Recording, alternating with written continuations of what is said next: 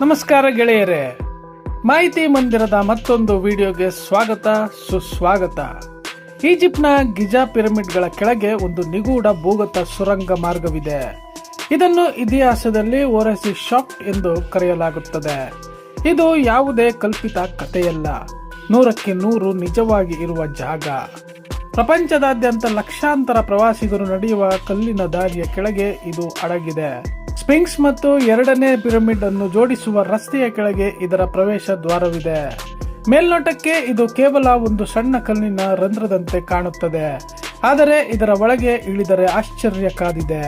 ಇಡೀ ಜಗತ್ತಿಗೆ ಇದರ ಪರಿಚಯ ಮಾಡಿಕೊಟ್ಟಿದ್ದು 2500 ವರ್ಷಗಳ ಹಿಂದಿನ ಇತಿಹಾಸಕಾರ ಹೆರೋಡೋಟಸ್ ಈಜಿಪ್ಟ್ಗೆ ಭೇಟಿ ನೀಡಿದಾಗ ಪಿರಮಿಡ್ ಕೆಳಗೆ ನೀರಿನಿಂದ ಆವೃತವಾದ ರಹಸ್ಯ ಕೋಣೆ ಇದೆ ಎಂದು ಬರೆದಿದ್ದ. ಆದರೆ ಸಾವಿರಾರು ವರ್ಷಗಳ ಕಾಲ ಜಗತ್ತಿನ ಯಾವುದೇ ಇತಿಹಾಸಕಾರರು ಅವನ ಮಾತನ್ನು ನಂಬಲಿಲ್ಲ.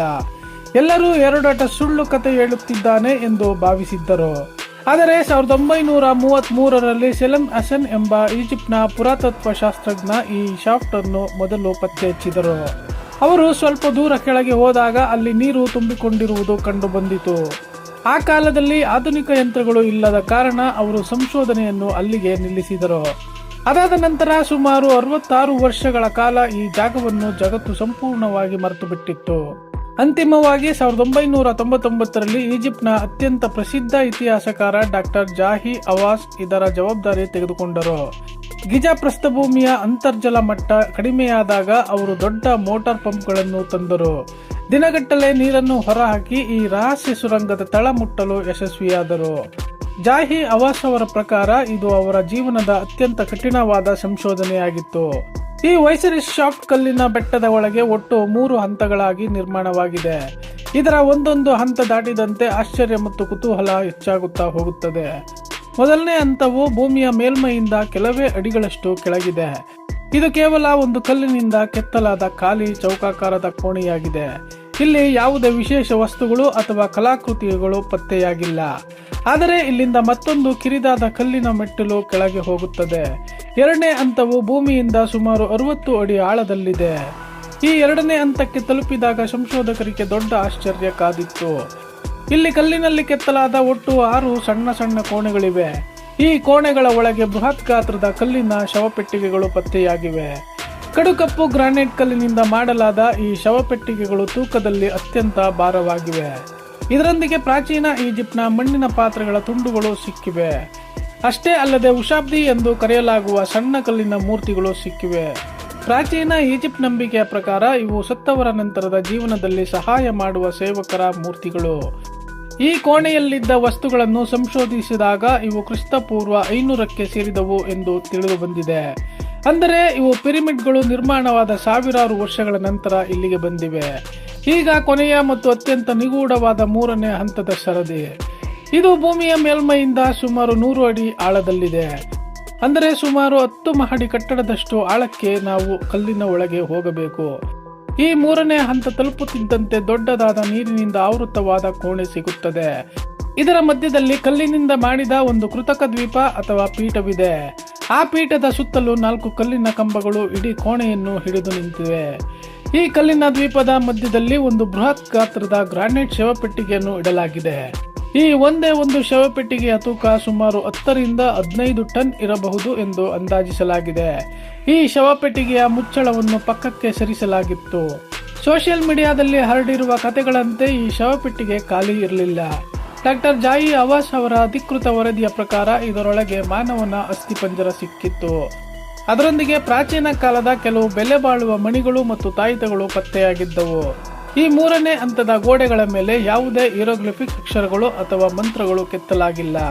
ಸಾಮಾನ್ಯವಾಗಿ ಈಜಿಪ್ಟ್ನ ರಾಜರ ಸಮಾಧಿಗಳ ಗೋಡೆಗಳ ಮೇಲೆ ಅವರ ಇತಿಹಾಸವನ್ನು ಬರೆಯಲಾಗುತ್ತಿತ್ತು. ಆದರೆ ಈ ಇಡೀ ಕೋಣೆಯಲ್ಲಿ ಸಂಪೂರ್ಣ ಮೌನ ಆವರಿಸಿದೆ. ಆದರೆ ಜಾಹಿ ಅವಾಸ್ ಅವರು ಶವಪೆಟ್ಟಿಗೆಯ ಕೆಳಗೆ ನೆಲವನ್ನು ಪರಿಶೀಲಿಸಿದಾಗ ಒಂದು ಅಕ್ಷರ ಸಿಕ್ಕಿತು. ಅಲ್ಲಿ ಹೀರೋಗ್ಲಿಫಿಕ್ಸ್ ಭಾಷೆಯ ಪೆರ್ ಎಂಬ ಒಂದೇ ಒಂದು ಪದವನ್ನು ಕೆತ್ತಲಾಗಿತ್ತು. ಪ್ರಾಚೀನ ಈಜಿಪ್ಟ್ ಭಾಷೆಯಲ್ಲಿ ಪೆರ್ ಎಂದರೆ ಮನೆ ಎಂದರ್ಥ. ಪ್ರಾಚೀನ ಕಾಲದಲ್ಲಿ ಇಡೀ ಗಿಜಾ ಪ್ರದೇಶವನ್ನು ಪೆರಾ ಒಸೈರಿಸ್ ಎಂದು ಕರೆಯಲಾಗುತ್ತಿತ್ತು. ಇದರ ನೇರ ಅರ್ಥ ಒಸೈರಿಸ್ ದೇವರ ಮನೆ ಎಂಬುದಾಗಿದೆ. ಒಸೈರಿಸ್ ಎಂಬುವನು ಪ್ರಾಚೀನ ಈಜಿಪ್ಟ್ನ ನಂಬಿಕೆಯ ಪ್ರಕಾರ ಪಾತಾಳ ಲೋಕದ ದೊರೆ. ಅಂದರೆ ಈ ಇಡೀ ಭೂಗತ ಜಾಗವನ್ನು ವೈಸರಿಸ್ ದೇವರಿಗಾಗಿ ಸಾಂಕೇತಿಕವಾಗಿ ನಿರ್ಮಿಸಲಾಗಿತ್ತು. ನೀರು ಮತ್ತು ಅದರ ಮಧ್ಯೆ ಇರುವ ಸಮಾಧಿ ವೈಸರಿಸ್ ದೇವನು ಸೃಷ್ಟಿಯ ಆರಂಭದಲ್ಲಿ ನೀರಿನಿಂದ ಮೇಲೆ ಬಂದ ಕಥೆಯನ್ನು ನೆನಪಿಸುತ್ತದೆ. ಅದಕ್ಕಾಗಿಯೇ ಡಾಕ್ಟರ್ ಜಾಯಿ ಅವಾಸ್ ಇದಕ್ಕೆ ವೈಸರಿಸ್ ಶಾಫ್ಟ್ ಎಂದು ಹೆಸರಿಟ್ಟರು. ಆದರೆ ಈ ಸಮಾಧಿ ಕೋಣೆಯ ನಂತರ ಕತೆ ಮುಗಿಯುವುದಿಲ್ಲ. ಅಸಲಿ ರಹಸ್ಯ ಅಲ್ಲೇ ಶುರುವಾಗುತ್ತದೆ. ಈ 3ನೇ ಹಂತದ ಕೋಣೆಯ ಕೊನೆಯಲ್ಲಿ ಒಂದು ಕಿರಿದಾದ ಸುರಂಗ ಮಾರ್ಗವಿದೆ. ಇದು ಸುಮಾರು 65 ಅಡಿಗಳಷ್ಟು ದೂರ ಸಾಗುತ್ತದೆ. ಅದರ ಕೊನೆಯಲ್ಲಿ ಅತ್ಯಂತ ಸಣ್ಣದಾದ ಒಂದು ಕಲ್ಲಿನ ಕೋಣೆ ಸಿಗುತ್ತದೆ. ಆ ಸಣ್ಣ ಕೋಣೆಯಿಂದ 2 ಕಿರಿದಾದ ರಂಧ್ರದಂತಹ ಸುರಂಗಗಳು ಕವಲೊಡೆಯುತ್ತವೆ. ಇವು ಕೇವಲ 16 ಇಂಚು ಅಗಲ ಮತ್ತು 16 ಇಂಚು ಎತ್ತರ ಇವೆ. ಅಂದರೆ ಯಾವುದೇ ಒಬ್ಬ ವಯಸ್ಕ ಮನುಷ್ಯ ಇದರೊಳಗೆ ನುಸುಳಲು ಸಾಧ್ಯವೇ ಇಲ್ಲ. ಇದರಲ್ಲಿ ಒಂದು ಸುರಂಗವು ನೇರವಾಗಿ ಉತ್ತರ ಕಡೆಗೆ ಅಂದರೆ ಮಹಾ ಪಿರಮಿಡ್ ಕಡೆಗೆ ಮುಖ ಮಾಡಿದೆ. ಮತ್ತೊಂದು ಸುರಂಗವು ಪೂರ್ವದ ಕಡೆಗೆ ಅಂದರೆ ಸ್ಫಿಂಕ್ಸ್ ಮೂರ್ತಿಯ ಕಡೆಗೆ ಮುಖ ಮಾಡಿದೆ. ಇಂಟರ್ನೆಟ್ನಲ್ಲಿ ಹೇಳುವಂತೆ ಇದರೊಳಗೆ ಯಾವುದೇ ಹಡಗನ್ನು ಕಳುಹಿಸಿ ಆತ ಸಿಕ್ಕಿ ಹಾಕಿಕೊಂಡಿಲ್ಲ. ವೈಜ್ಞಾನಿಕ ಸಂಶೋಧನೆಗಳಲ್ಲಿ ಮಕ್ಕಳ ಜೀವವನ್ನು ಇಂತಹ ಅಪಾಯಕ್ಕೆ ತಳ್ಳಲು ಕಾನೂನಿನಲ್ಲಿ ಅವಕಾಶವಿಲ್ಲ. ಈ ರಹಸ್ಯ ಸುರಂಗಗಳ ಒಳಗೆ ಏನಿದೆ ಎಂದು ತಿಳಿಯಲು ಪುರಾತತ್ವ ಇಲಾಖೆ ರೋಬೋಟಿಕ್ ಕ್ಯಾಮೆರಾಗಳನ್ನು ಬಳಸಿದೆ. ಆದರೆ ಈ ಕಿರಿದಾದ ಸುರಂಗಗಳು ತುಂಬಾ ದೂರದವರೆಗೆ ಸಾಗುವುದರಿಂದ ರೋಬೋಟ್ಗಳಿಗೆ ಸಂಪೂರ್ಣ ಕೊನೆ ತಲುಪಲು ಸಾಧ್ಯವಾಗಿಲ್ಲ. ಹಾಗಾಗಿ ಆ 2 ಸಣ್ಣ ಸುರಂಗಗಳು ಎಲ್ಲಿಗೆ ಹೋಗಿ ಮುಕ್ತಾಯವಾಗುತ್ತವೆ ಎಂಬುದು ಇಂದಿಗೂ ರಹಸ್ಯ. ಈ ವೈಸರಿಸ್ ಶಾಫ್ಟ್ ಅನ್ನು ವಿಭಿನ್ನ ಕಾಲದ ಜನರು ವಿಭಿನ್ನವಾಗಿ ಬಳಸಿದ್ದಾರೆ. ಇದರ ಅತ್ಯಂತ ಹಳೆಯ ಭಾಗಗಳು ಪಿರಮಿಡ್ ನಿರ್ಮಾಣವಾದ ಕಾಲಕ್ಕೆ ಸೇರಿವೆ ಎನ್ನಲಾಗುತ್ತದೆ. ಆದರೆ ಕೆಳಗಿರುವ ಶವಪೆಟ್ಟಿಗೆಗಳು ತೀರಾ ಇತ್ತೀಚಿನ ಅಂದರೆ ಕ್ರಿಸ್ತಪೂರ್ವ 500ರ ಕಾಲದ್ದಾಗಿವೆ. ಅಂದರೆ ಸಾವಿರಾರು ವರ್ಷಗಳ ಕಾಲ ಈ ರಹಸ್ಯ ಜಾಗವನ್ನು ಈಜಿಪ್ಟ್ನ ಜನರು ಪವಿತ್ರ ಎಂದು ನಂಬಿ ಬಳಸುತ್ತಿದ್ದರು. ಕೊನೆಗೂ 2017ರಲ್ಲಿ ಈ ಜಾಗವನ್ನು ಸಾರ್ವಜನಿಕರ ವೀಕ್ಷಣೆಗಾಗಿ ಮೊದಲ ಬಾರಿಗೆ ಮುಕ್ತಗೊಳಿಸಲಾಯಿತು. ಇಂದಿಗೂ ಇಷ್ಟೊಂದು ಪ್ರಸಿದ್ಧ ಪ್ರವಾಸಿ ತಾಣದ ಅಡಿಯಲ್ಲಿ ಇಂತಹ ನಿಗೂಢ ಪ್ರಪಂಚ ಇರುವುದು ಒಂದು ಅದ್ಭುತ. ವಿಜ್ಞಾನ ಇಷ್ಟೊಂದು ಮುಂದುವರೆದಿದ್ದರೂ ಗಿಜಾ ವೈಸರಿಸ್ ಶಾಫ್ಟ್ ತನ್ನ ರಹಸ್ಯಗಳನ್ನು ಇಂದಿಗೂ ಕಾಪಾಡಿಕೊಂಡು ಬಂದಿದೆ. ಸ್ನೇಹಿತರೆ, ಈ ಮಾಹಿತಿ ನಿಮಗೆ ಇಷ್ಟವಾಗಿದ್ದರೆ ದಯವಿಟ್ಟು ಲೈಕ್ ಮಾಡಿ, ಶೇರ್ ಮಾಡಿ. ಏನಾದರೂ ಅನಿಸಿಕೆಗಳಿದ್ರೆ ಕಮೆಂಟ್ ಮಾಡಿ ಅಂತ ಹೇಳ್ತಾ ಈ ವಿಡಿಯೋನ ಮುಗಿಸ್ತಾ ಇದ್ದೀವಿ. ಧನ್ಯವಾದಗಳು.